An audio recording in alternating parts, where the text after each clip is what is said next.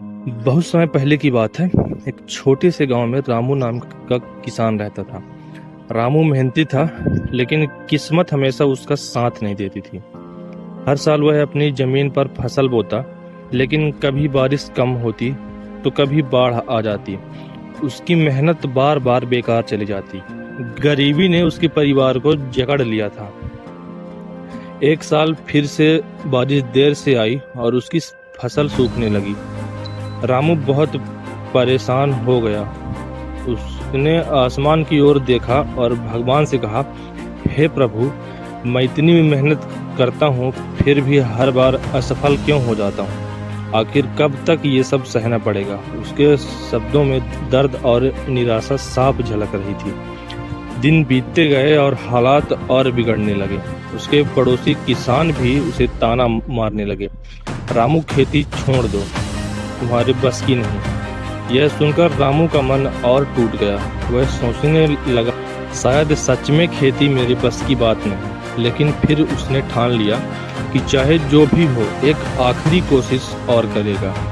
इस बार उसने अपनी जमीन पर मेहनत दोगुनी कर दी। दिन में खेत में काम करता और रात को पुराने किसानों से सीखता। उसने मिट्टी की देखभाल, पानी बचाने के तरीके और नई तकनीकें अपनाई। धीरे धीरे उसकी मेहनत रंग लाने लगी। पौधे हरे भरे हो गए और फसल लहलहाने लगी।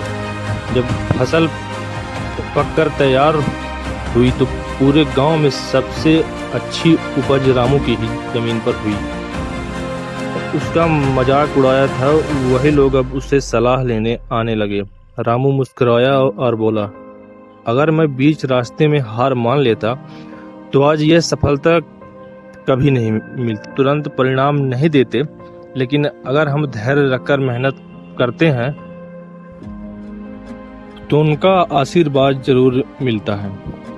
दोस्तों, इस कहानी से हमें यही सीख मिलती है कि परिस्थितियां चाहे जितनी भी कठिन क्यों ना हो, अगर हम हार मान जाएं तो सब खत्म। लेकिन अगर हम कोशिश करते रहें और विश्वास बनाए रखें तो सफलता एक दिन हमें जरूर हमारे कदम चूमेगी।